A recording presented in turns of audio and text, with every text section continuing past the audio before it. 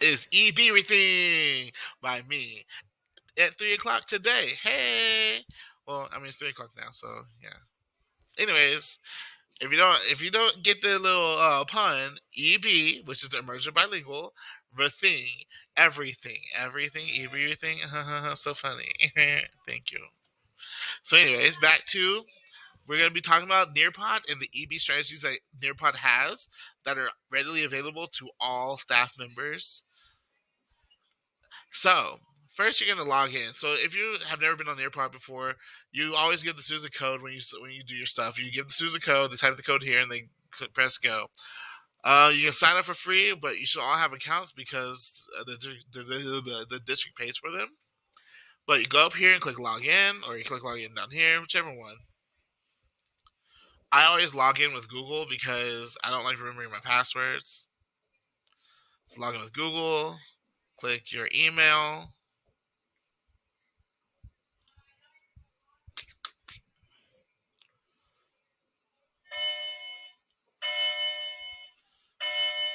And you're in. I've used Nearby for a lot of years, so I have a lot of things here. And most of it is from the EB part of the website. So on the side here, you have join a lesson, which you can use to join a lesson if you're a teacher and you're joining another teacher's lesson. You have my profile, my reports. You can look at your reports. You can do sub plans. You have a school library, so what the school puts in a library for you. A district library is what the district puts in a library for you, like lessons for lessons. And you have managed Nearpod. I don't know what that does, honestly. And then you have English learners. So there's Nearpod programs and English learners. There's also another English learners here. We'll go through both. So let's click the first English learners. So here on English learners, it'll give you activities and ideas and lessons you can use with your students that are already very scaffolded for your students based off of TEAC and content. So here's what it's all about. Everything you love about Nearpod with even more for English learners. You can differentiate your instruction, so deliver scaffolded interactive lessons, videos, and activities intentionally built for Nearpod EL. Support every instructional moment. Content organized to support full lessons, small groups, centers, or individualized work. Create equitable learning experiences. Know where students need help with insights from formative assessments, media features that break down language barriers. So I'll say majority of the lessons they have videos, they have interactive lessons, they have definitions. Like they will front load vocabulary. They'll bring up the vocabulary throughout so that they can keep repeating the vocabulary in different practical ways. Let's go through some of them. So here you can choose a subject here, or you can choose a subject up here, whichever one you want. I like going down here so I can make sure I click the right one. So you have ELA, social studies, science, math, and language acquisition. Let's go through ELA first. We can choose a grade level, so what topic we want to go through. So we're mainly middle school and high school. If you want elementary, elementary's here too, but I'm gonna stick with middle school. Let's do some vocabulary word study. There's one resource here, connotation and denotation.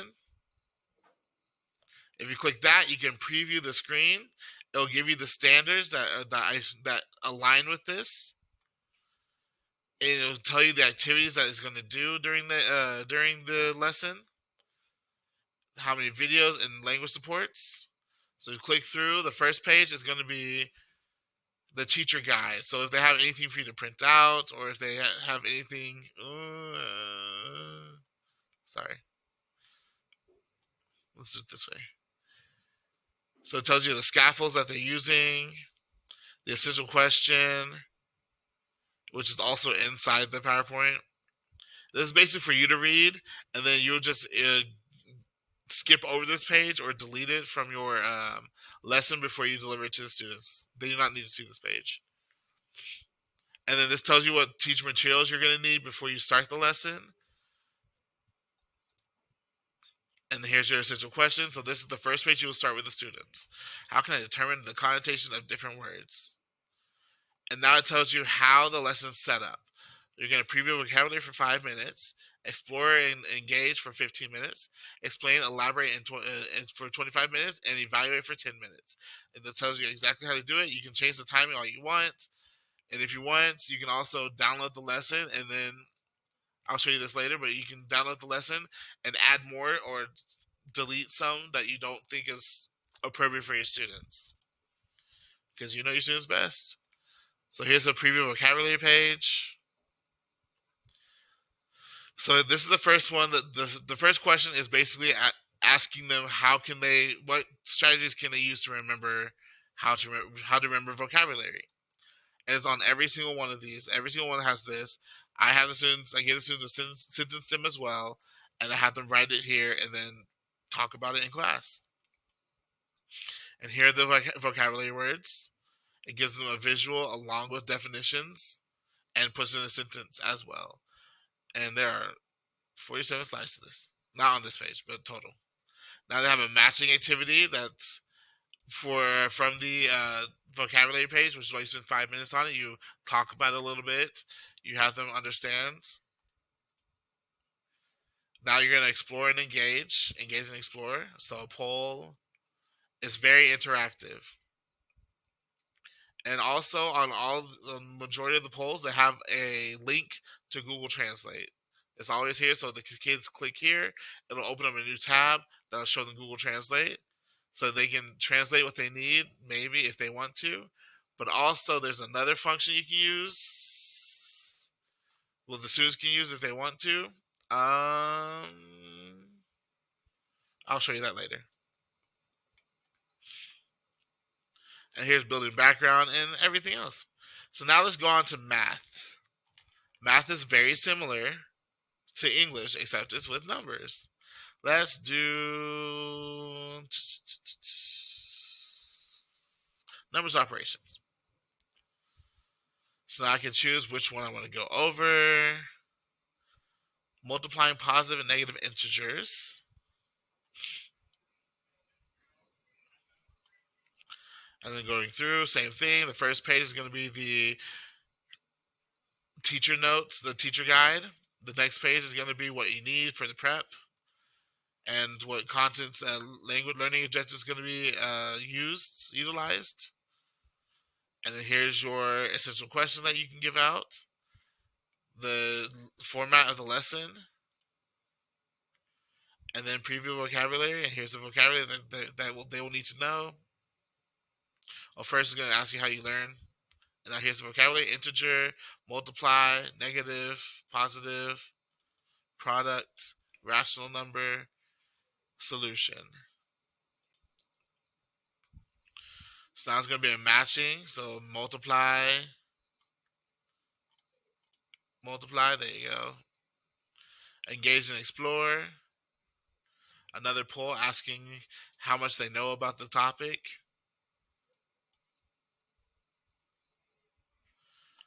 So give an example of an integer. So they'd write their example of an integer, which is a number or is negative. A rational number or is negative. So it explains what integers are. I can't do the screen. I think it's a draw it screen on my preview. And now, on majority of these lessons, there is a VR. So you can go through the VR, and over here you can look at the lines. So they're probably going to talk about yards for their integers. Oh, this is pretty beautiful. I like it. Yeah. And then it'll give them a question afterwards. What are some strategies for calculating the total yards gained or lost during a series of plays? And you can talk about that as a whole group, all the fun stuff. And now explain and elaborate. So that was the engage to get the kids drawn in. And now they're going to explain and elaborate, reviewing integers. And then more visual representations of integers. And this is for multiplying. And then here's another draw it where you just write the answer.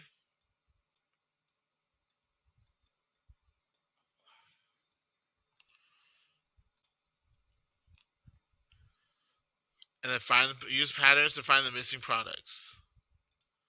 So you're just going to find the pattern and find the missing products. And here's more and more and more stuff. They also have it for science and social studies. I'm going to go on to language acquisition next so you can see how that looks. So they have academic vocabulary. These are the words they find that are cross-curricular for each grade level, and also they have it for each subject. Where's math? There's math. So the first two are ELA, then you have math, then you have science, and you have social studies. They're cross-curricular words, but they're also words that you would find that are in STAR, that are important words for STAR. So, for example, if I click the math one, it'll have align, approximate, calculate, classify, condition, constant, continuous. Every word that they might need to know that's important to know what the problem is talking about in STAR. So if I do, let's do frequency. Open frequency. Click through it. The first page is your teacher's guide. Next page is going to be the word, and if you click the sound, it's going to play the sound for this word. So it's going to be a woman saying frequency, frequency. They're going to write the word frequency on Draw It, and then click submit. Look and listen. So then you'll read the word out loud. For this page, I usually added more words to it by going to Google Slides, making more slides with pictures with the word frequency, so that the students would get a lot more, a bigger understanding of it, because they hear it a lot more in different instances. So the frequency at which Tia finishes books decreases in the summer.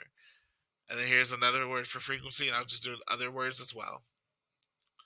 Now, real world connection. The next slide is going to be VR. You're going to see this slide twice, before the VR and after the VR. There's going to be scaffolded responses here, scaffolded questions, green being beginner, intermediate, and advanced. I usually have to do all three, and we just go slowly throughout. I tell them what it is so they can think about the questions before we start the VR, and they can write their answers down during the VR, and then we go talk about the questions after the VR. And here's the VR.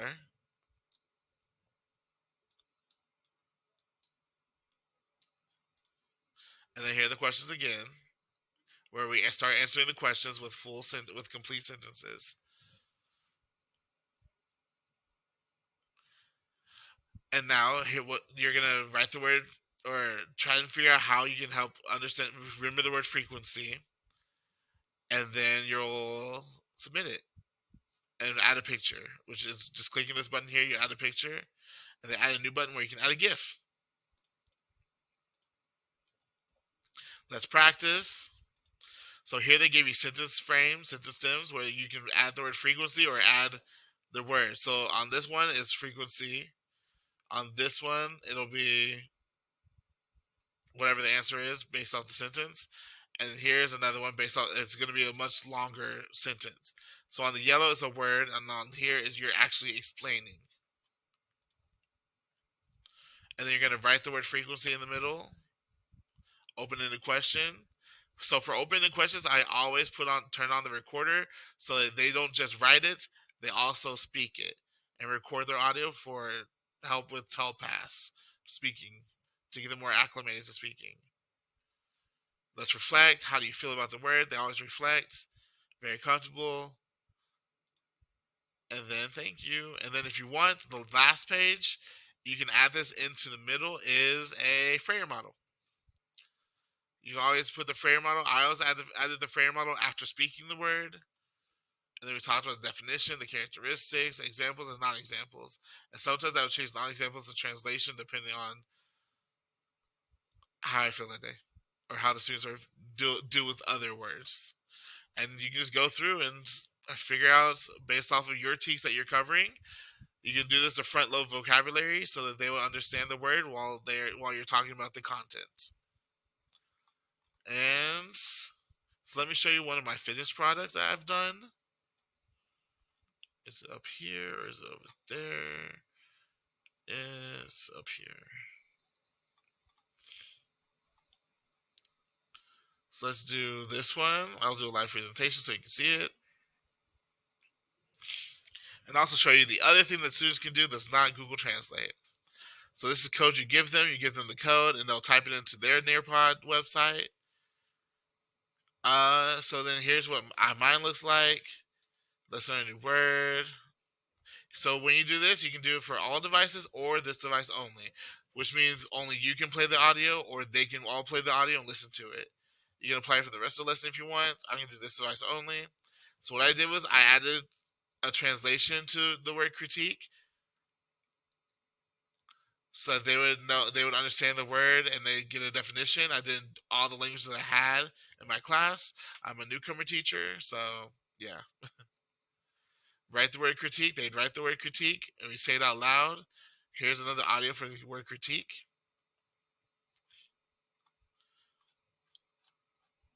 So here's this. I thought I added more pictures to this one. I probably did somewhere. But if we go back over here, you see this little book with a volume button on it with the audio. If you click that, it'll open up the immersive reader. So on the immersive reader, it'll read the question to them in English, but you can also click the little book here, and you can translate it. You can have a translation to whatever language they have. So let's do Spanish, Mexico. So now when I click on the word, it'll give me the Spanish translation and also the English translation along with the picture. So it's kind of similar to Star Content Language Supports. Our new word critique. You can also translate the document. I'm less inclined to do this because I want them to be able to see it in English and see what it is in Spanish at the same time. So I usually don't let them do that part. I usually let them translate the whole document. I'll just have them translate the word because they know more than they usually do. They know more than they do. Grammar options. You can have them highlight nouns, verbs, and whatever color, adjectives, adverbs, and you can talk about the different parts of speech, syllables, and text purposes. You can change the fonts to 3 things. You can change the theme. So if you want a different color background, there's more colors down here. And yeah, I like this one. I like the immersive reader because it's so important. But I would mainly do this for the individual part of my lesson, not really with the group part. So the first part was usually whole group, and as we get further along, it becomes more they do, not I do, or we do. So now this is the student side. That's what the student sees, and this is what you see as a teacher. When the students finish, or as they're doing it for draw it, if they're not finished, you can still see what they've done over here. Not yet, because I'm not on another screen. But you can still see what they're doing in real time, and you can see when they click the submit button. And yeah, when you see it, you can post it up for everyone to see by clicking the button up here. Share it to everyone's screen so they can all see your number one or your star drawing. They won't see who did it. You can tell them who did it, but they won't see who did it. And they look and listen, and yeah, let's go back out. Yes. Let me find the session that I know I added more.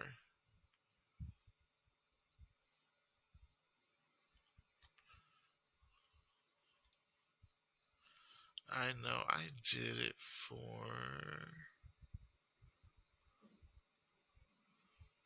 Let's just do preview instead of starting it. Oh, wow.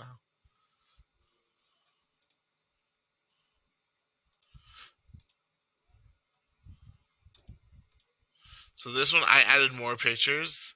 The students will revise their ideas.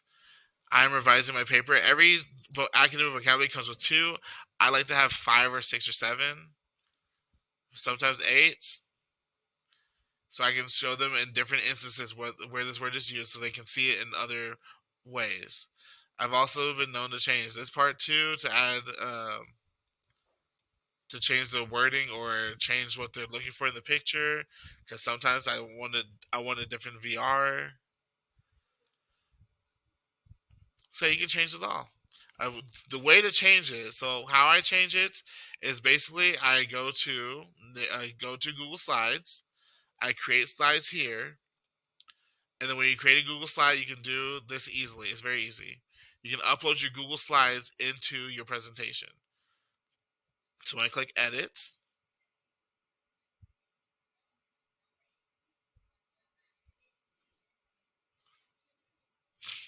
you can go Add New. Oh, what? Okay. So add slides, classic, sway, slideshow, PowerPoint, audio. So what you're gonna do is a slideshow is when you have multiple slides in that one area. Click Add, and now here is where you choose Google Drive, and you can select your Google. You can select your Google Slides to add it in there. I don't know what that means. So okay, weird.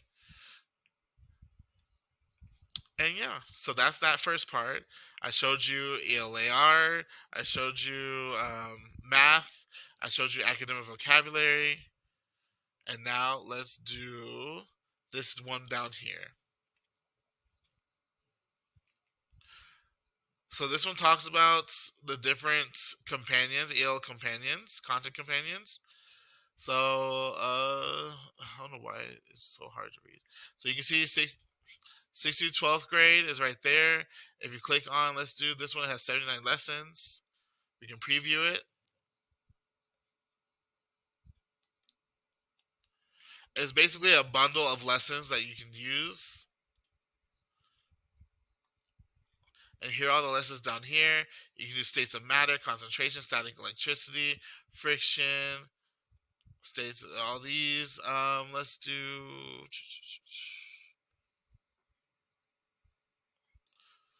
That was for science.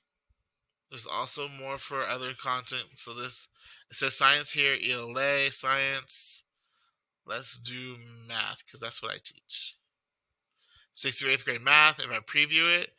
So basically, it's going to give me more lessons based off of our TEACs. Let's do visualizing ratios. Why not? So this is what it looks like. It'll give you a lesson, teacher guide, the format, I believe. Oh, this gives you resources. The essential question, learning objectives. This is the format of the lesson. It's 65 slides, so you might not do this in one day. Take a virtual field trip. Engage in a virtual field trip. Tells you the definition of ratio and coordinate plane. You're going to practice. You're going to play a matching game. Here's a video. And you're going to talk about the video afterwards.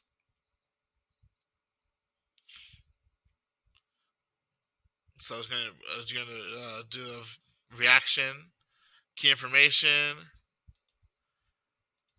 So basically, you can use this as a way to help teach your lesson, help enhance your lesson.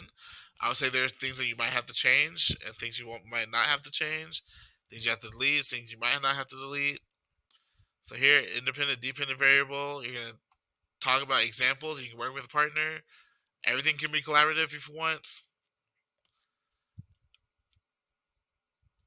Quiz. So 65 slides, it'll probably take a couple days to do it. But just remember, you can do whatever you want. Honestly, it's your lesson.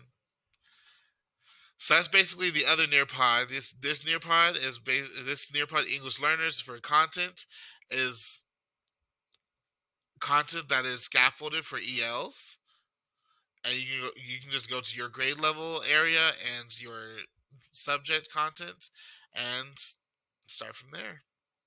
And academic vocabulary is the same thing. It's the same one as the one in the other slide. Is there, and they have also Nearpod Essentials VR, Essentials phrases, and building background. These are great for English classes to use. VR is just you're going wherever you want. They also talk about what goes into that. So, for example, at a grocery store,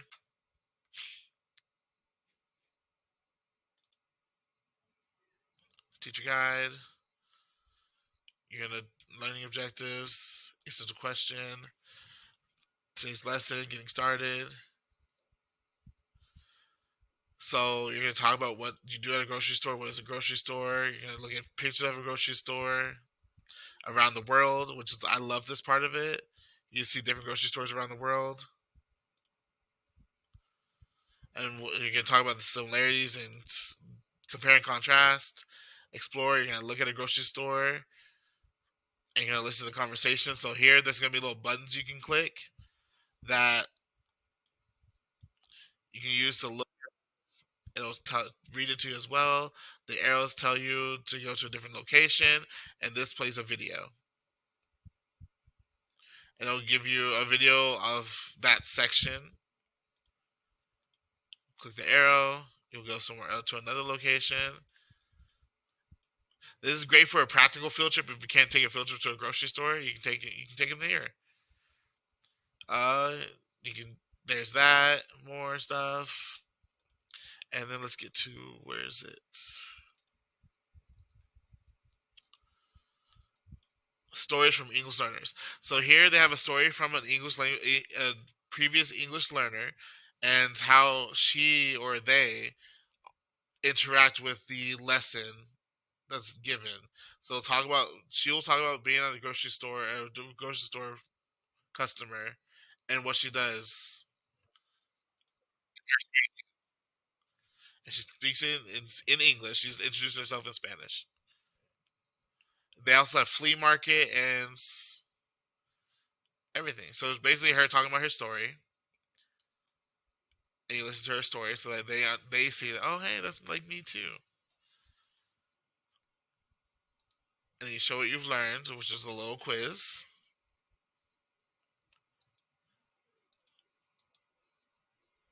And then you reflect. And yeah. So those are all the EB, well, all, but those are the majority of the EB things that I've used in my classroom that is beneficial for my students. That I noticed that my students love to do.